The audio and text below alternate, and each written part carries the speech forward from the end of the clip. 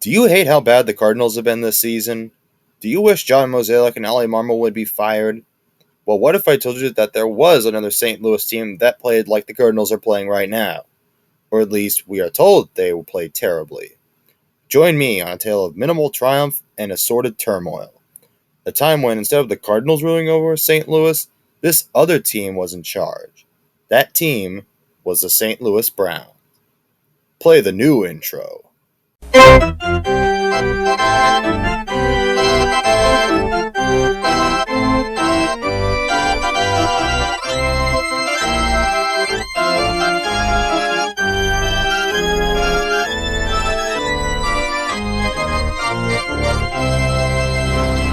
The Baltimore Orioles are very hesitant towards acknowledging history beyond their arrival in 1954. If you've been to Camden Yards and look at the banners on Utah Street, there are 6 American League pennants. If you search on Google, they have 7. So what was 1944? To understand this tale, we need to go back to 1902. The St. Louis Browns started as the Milwaukee Brewers, not the Brewers that choke in October every year, the original Milwaukee Brewers. Milwaukee did not do so well, finishing dead last in the American League with a 48-89 record and a .350 winning percentage. This caused the Brewers to pack up after one season and relocate to St. Louis, Missouri. In 1902, St. Louis had the 4th largest population in the United States. There was a sense that St. Louis could support 2 teams. While Brewers could have worked in St. Louis, they chose to drop it for the name Browns. No, not after Brownies, but the National League's St. Louis Browns. The Cardinals were originally called the Browns, so the new Browns wanted familiarity in their new name. They also plucked some players from their crosstown rivals, the Cardinals. It helped the Browns as they finished their first season in St. Louis with a 78-58 record and a .574 winning percentage. 5 games back of first place, but it was a massive improvement over last season. Throughout the early days, the Browns would go up and down in the standings until 1910, when they hit a wall in the form of 3 straight 100-plus loss seasons. The Browns would drift into mediocrity, but a noteworthy moment happened in 1916 when Philip DeCaspi Ball bought the Brownies for $525,000. That's around $14 to $15 million today. Ball made his money in ice and coal and didn't see the Browns as a cash cow, more of a hobby and distraction. While it's commendable for not meddling in operations, like a lot of owners today, this would affect both the Browns and the Cardinals. Branch Rickey originally started with the Browns as a manager until he was promoted to the front office. Unlike most teams who spend money, Rickey was discovering ways to develop players he already had. While many of us know of the farm system with teams, Rickey wanted to do that with the Browns. Unfortunately, his ego and Ball's soon clash. Rickey, seeing an opening with the Brownies' crosstown rival, took advantage of it. He fled the Browns for the Cardinals. Speaking of the Cardinals, it's hard to believe that the Cardinals were a mess back in the day, but in the 1900s and 1910s, it was true.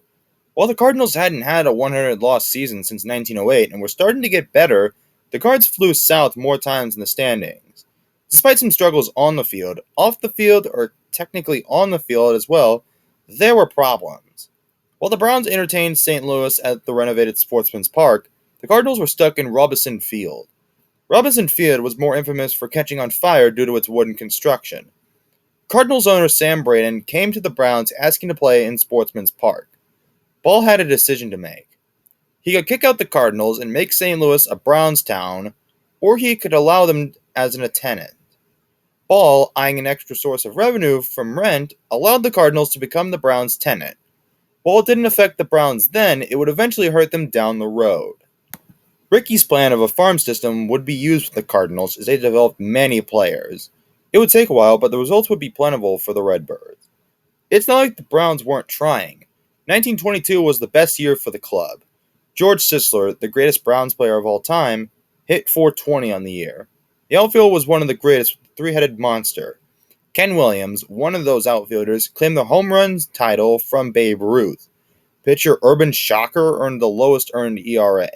The Browns finished with a 93-81 record, a clear shot to make the World Series. The problem was that they were one game back of the New York Yankees. The Brownies missed a tiebreaker in the World Series by one game.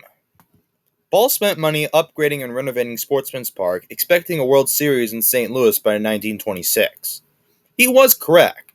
One problem: the Browns weren't the St. Louis team in the Fall Classic. It was their tenant, the Cardinals. The Cardinals did what the Browns couldn't do 4 years earlier and beat the Yankees in a 7-game upset. St. Louis went through a baseball coup. Many Browns fans ditched brown for red. It also didn't help that the Browns lost 90 games that year. This would be the first blow to the Browns' hopes of immortality. Following the Cards championship and winning St. Louis back, the Browns would sink to the bottom. St. Louis was a victim of the Great Depression, and that was what the Browns were caught in deep in the 1930s. While the Browns and Cardinals were losing money, the Cardinals were attracting more fans. The Cardinals won World Series titles in 1931 and 34 with the famous Gas House Gang. The Browns had nothing to boast about in the Depression besides playing a game in front of 33 people. Sportsman's Park had a capacity of 34,023 seats. While the Browns sank, there was hope that would get them out of the mud. New ownership bought the team, led by Donald Lee Barnes. Another factor that separated the Browns and Cardinals was their logos. The Cardinals have had the iconic birds on the bat since 1922. The Browns had flipped between the word STL to a brown fleur-de-lis to an interlocked SL. That was until 1936, when a contest was held to give the Browns a real identity. Many options were presented, including elves, bears, a dog, and one logo that looked like a copy of the Cardinals. But the winner was the apotheosis of St. Louis, the statue of Louis IX, or St. Louis.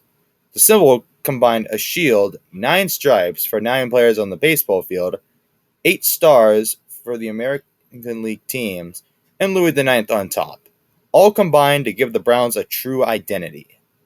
3 years later, the Browns hit rock bottom with a 43-111 record. In 1941, Barnes had enough with St. Louis. He wanted to go west, and not just anywhere west, but Los Angeles. The Browns were very close to moving to LA, which would have been huge for baseball. The Cardinals were fans of the idea.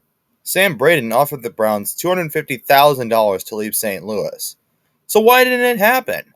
Well, the vote was scheduled for December 8th. December 8th, 1941.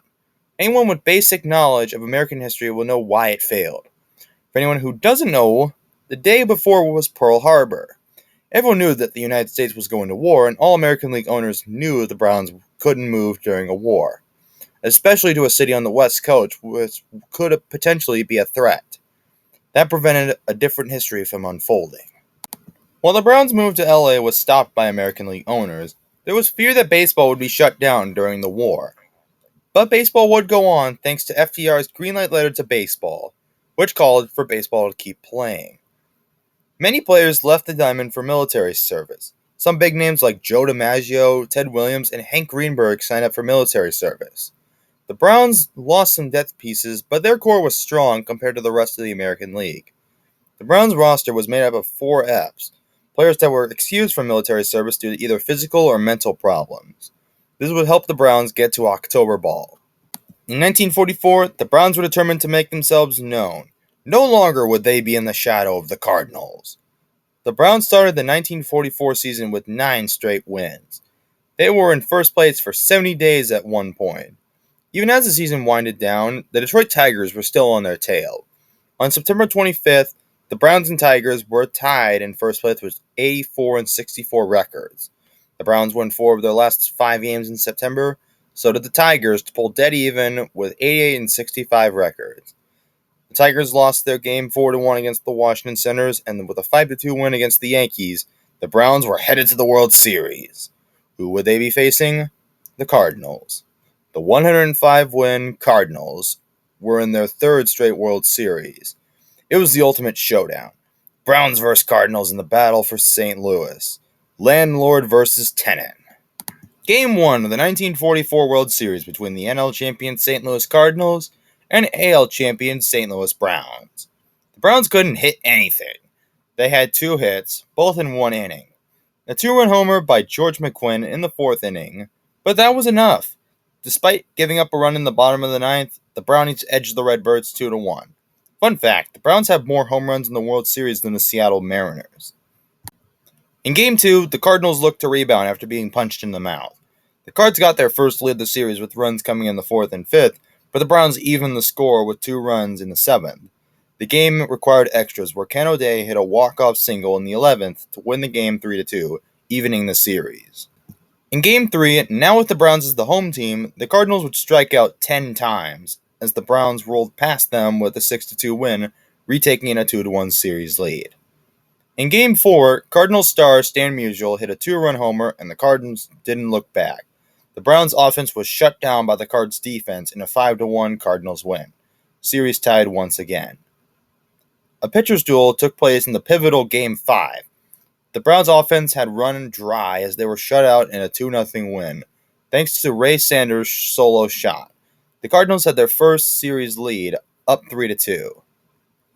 In a must-win Game 6, the Browns, despite scoring the first run, turned into a pumpkin by allowing 3 runs in the 4th and being unable to stop the Cardinals' pitching. The series was over. The Cardinals dispatched the Browns in 6 games. The Browns would try to defend their pennant, but would slide to third place in 1945. In 1946, with many stars back in the majors after military service, the Browns would return to the basement. The Browns were sinking, once again, with records of at least 95 losses or more. There was one last attempt to save the Browns. One man could do that: Bill Veeck. Bill Veeck was no stranger to owning a baseball team. Before St. Louis, he owned the Cleveland Indians, leading them to a World Series win in 1947. Veeck knew the only way to make St. Louis bleed brown was to run the Cardinals out of town. He plastered Browns gear all over Sportsman's Park, but not Louis IX. One immediate move is Veeck's dethroning of Louis IX for an elf, who would be named Louis. Now, for those wondering if they copied the Cleveland Browns, while the elf is close, the type of character looks different. Brownie, the Cleveland elf, has pale skin and wears true Brownie elf attire. Louis is orange with antennas and wears a baseball uniform, so I'm going to give Veeck the benefit of the doubt, considering that it was the 50s and the NFL wasn't as big as it is now. But I can see why some people would accuse him of plagiarism. Louis the Elf would be plastered on everything Browns related during Veeck's reign. Veeck also brought in Cardinals legends Rogers Hornsby and Marty Marion as coaches, and hired Dizzy Dean as an announcer. Veeck wanted to put his stamp on the Browns. One of his biggest stunts came on August 19th when Veeck hired 3'7" Eddie Goodell to pinch hit during the first inning of a game. Goodell received 4 balls and walked to first base. Goodell's jersey bearing the 1/8 is still on display at the Cardinals Hall of Fame to this day. Goodell didn't swing during his moment in the sun, and that was because Veeck told him there was a sniper on the roof that would shoot him if he swung. I'm not making this up. Another big stunt got the fans involved. 5 days later, a select amount of fans took control of managerial duties for one game. Fans would be in charge of decisions made by the Browns manager. You would think it would backfire, but the Browns won against the Philadelphia A's on Grandstand Managers Night. Unfortunately, cool promotions don't transform a team from the basement to a contender. Veeck decided to explore other cities. Veeck looked at Milwaukee but was denied by American League owners. But then Veeck nearly won St. Louis. In 1952, Cardinals owner Fred Sy was convicted of tax evasion and was forced to sell the team. There were reports that a group from Houston offered to buy the Cardinals and move them to Houston. Sy refused to, but no other offers were coming and was starting to consider. That fear would last until 1953 when Anheuser-Busch, the iconic St. Louis brewery, bought the Cardinals. Veeck, out of options and out of cash, sold Sportsman's Park to Anheuser-Busch. Veeck continued to look at other cities. Milwaukee failed, but another option was Baltimore, and it was also shot down. I should correct myself. The American League wanted Veeck gone after his infamous promotions. Once the season was over, Veeck sold the Browns to Baltimore attorney Clarence Miles. Louis the Elf and the St. Louis Browns were dead. They would emerge from the ashes as the Baltimore Orioles. In 2003, the Orioles made their return to St. Louis for the first time since the move. During their series with the Cardinals, the Orioles wore Browns jerseys from the 1944 World Series. However, they weren't accurate. The middle jersey striping was missing and the numbers looked closer to the Orioles than the Browns. Not to mention the jerseys the O's wore said Browns instead of St. Louis, which was on the jersey back then. Unlike the Scouts, there was no need for a replacement as St. Louis, Milwaukee, and Baltimore all have teams. Now, if the Cardinals could stop imitating the Browns, that would be nice. And while the Browns are gone, their impact has left many people from St. Louis, including myself, brown-hearted. Thanks for watching. If you enjoyed, like, subscribe, and ring the bell. I'll see you in the next video.